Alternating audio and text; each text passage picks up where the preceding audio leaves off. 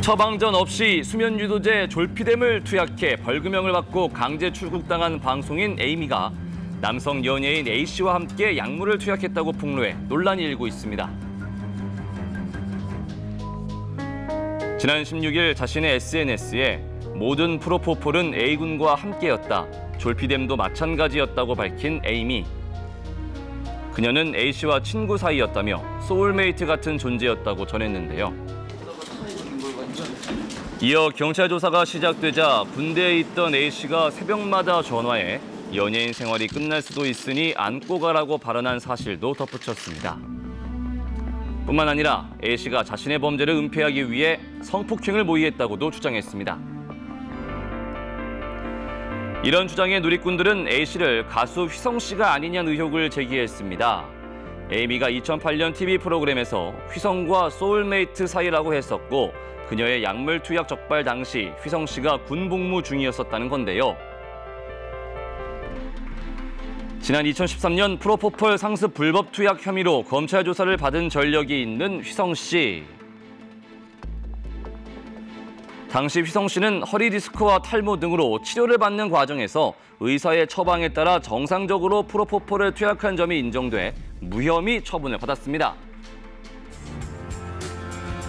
계속되는 추측성 보도에 휘성씨 측은 침묵을 깨고 제기된 의혹은 사실이 아니다라고 밝히며 해당 의혹을 부인했습니다. 하지만 비난 여론을 의식한 탓인지 다음 달 예정인 공연은 취소하겠다고 밝혔습니다.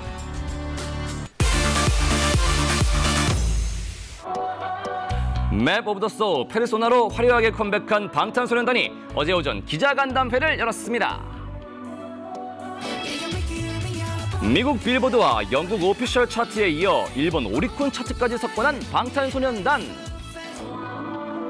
이번 앨범을 준비하면서 어디에 가장 중점을 두었는지 궁금한데요. 저희가 이런 경험을 할 수 있게 해주신 정말 그 사랑의 힘, 그리고 또 그 힘을 통해서 앞으로 나아가야 하는 내일까지 얘기를 한번 해보고자 했습니다.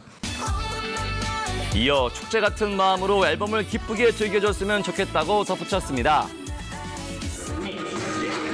또한 전 세계에서 자신들을 응원하고 있는 팬들에 대한 감사 인사도 잊지 않았는데요. 뭐 더 말할 것도 없이 너무나 감사한 존재고 뭔가 지금의 방탄소년단을 만들어준 우리의 모든 것이라고 말하고 싶어요. 역시 팬사랑 넘치는 아이돌답네요. 방탄소년단은 다음 달 미국 LA를 시작으로 전 세계 스타디움 투어를 개최할 예정인데요. 부담스럽습니다, 솔직히. 일단 이번 스타디움 투어 정말 성공적으로 했으면 좋겠고 빌보드 뮤직 어워드에서 저희들이 이번에 두 부분에 노미네이트가 됐습니다. 한 부분 정도는 상을 탔으면 좋겠다. 이런 생각을 하고 있습니다. 네. 네, 수상 소식이 들려오길 저희도 기대하고 있을게요.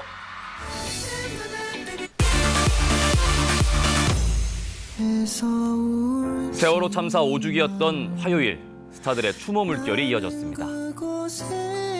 배우 정우성 씨는 자신의 SNS에 노란 종이배와 참사일을 뜻하는 416이란 숫자가 찍힌 사진을 게재하며 애도를 표했는데요.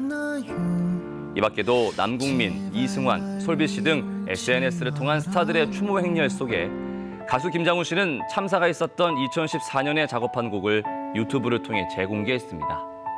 어느 날 안산에 있는데 한 아버님이 오셔서 우리 애가 봄이라는 아이인데 하늘나라에 갔다. 근데 생전에 꿈이 가수인데 그 꿈을 이룰 수 있겠는가. 세월호 참사 희생자 고 이보미 양의 생전 영상에 김장훈 씨의 음성을 얹은 듀엣곡인데요.